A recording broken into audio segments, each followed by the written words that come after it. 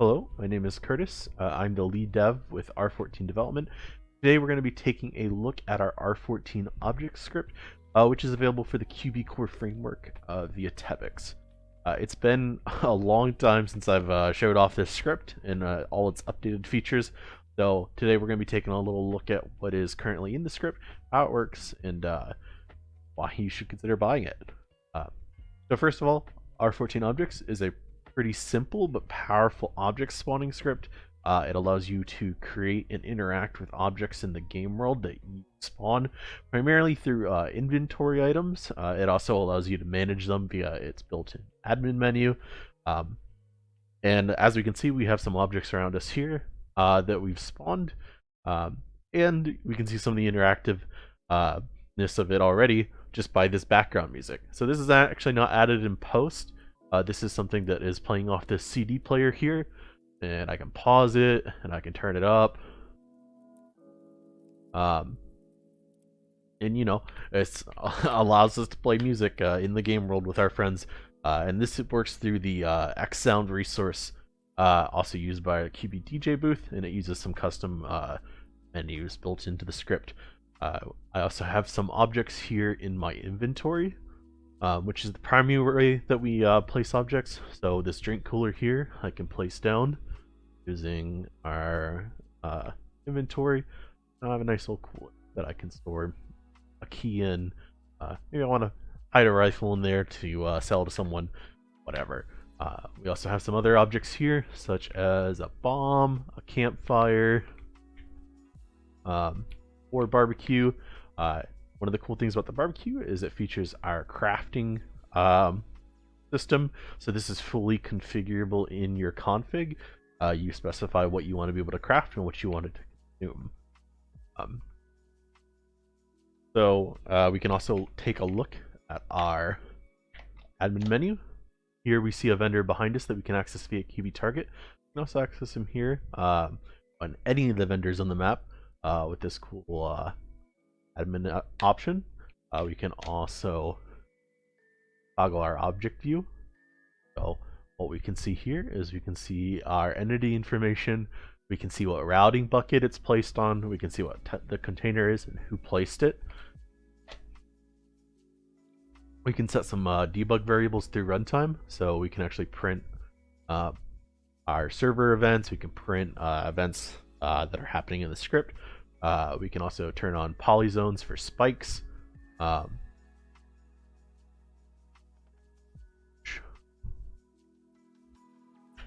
And we can also manage objects. We can teleport to them. So like, let's see this cooler right here. We can actually teleport to that object. It shows us the coordinates of the object. And we can delete it.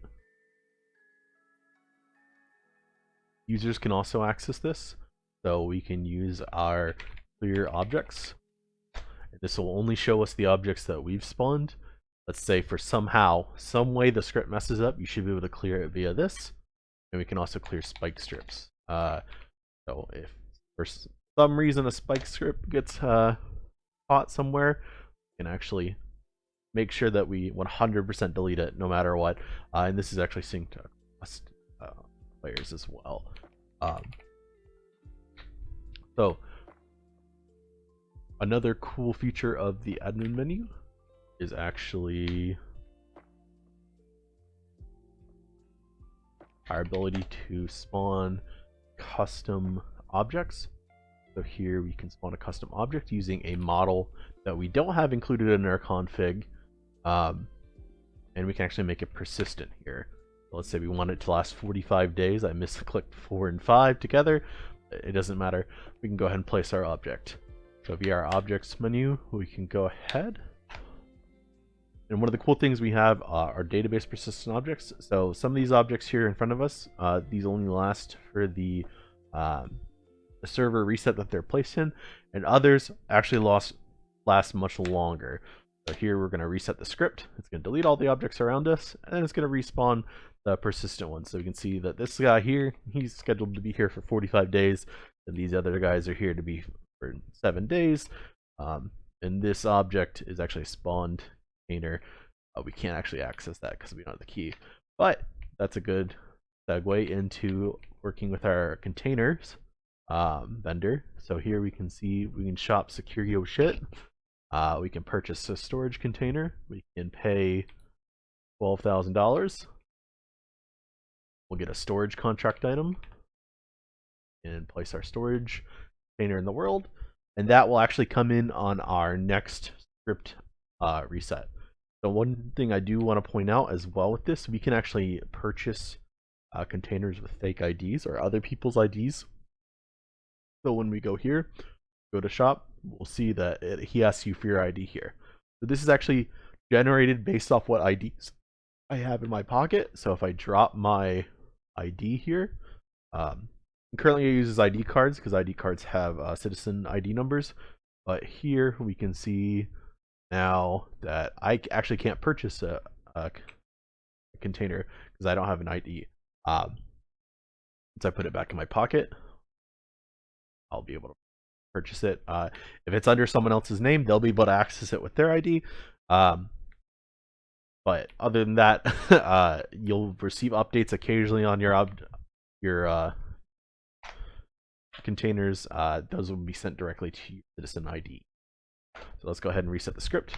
We'll see that we now have a storage container here, have a fresh key in our pocket that allows us to unlock our container, interact with it.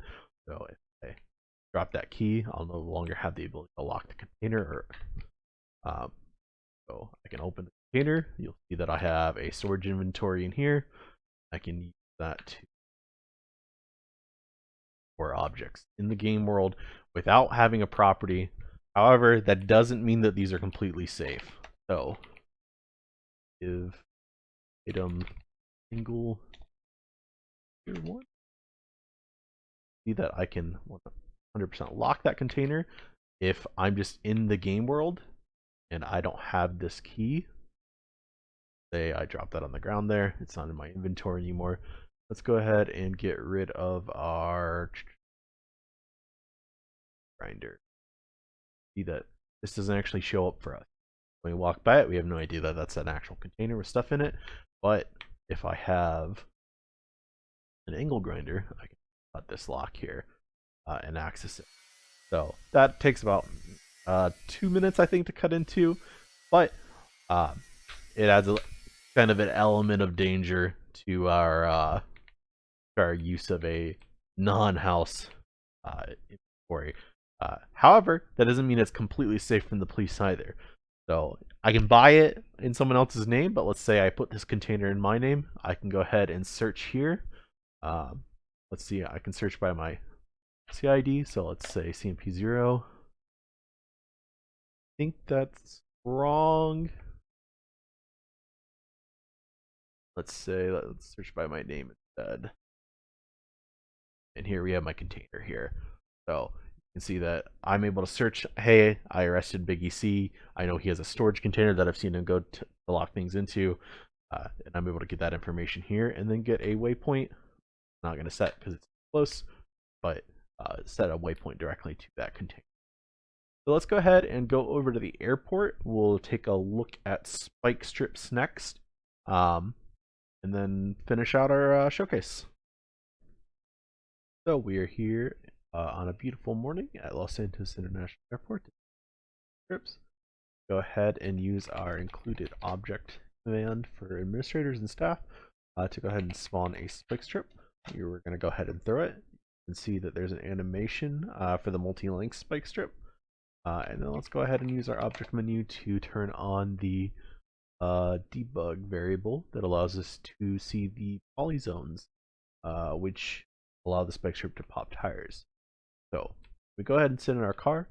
We're going to see that the script automatically calculates the offset positions of the tires here, represented by these gray dots, and that is what the script is going to use to actually pop tires. Where other scripts use the position of the vehicle and the position of the spike strip and compare it, these are actually going to compare if the tires themselves cross into the polyzone of the spike strip. You can see here that we're going to drive over the edge of the spike strip. We are going to pop 2 side tires, but we're not going to pop the other side. So we can see that these over here are clearly popped, and one's the same height. So if we hit all 4 of them, see that all 4 tires pop. And one thing we can do here to really show it off is that while the car is sitting on top of the spike strips, for most other spike strip scripts, say that 5 times fast, this would be an automatic pop on the tires because our vehicle is close enough to the spike strip position that it was just going to say, oh, it's popped. Here we can actually spin our tires out around and we're perfectly fine. This outer poly zone here is actually for high speed, so to take into account lag and basically just higher speeds in general, we have a slightly larger spike strip poly zone that comes into effect about, I think, 150, 200 miles an hour.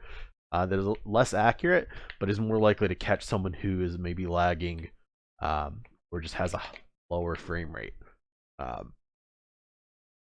ahead and turn that off. And then you can see that our bug polyzones go away and our spike strip is this also works on multi-wheeled vehicles. So the 6-wheeled vehicle, I'm going to go ahead and pop all its tires.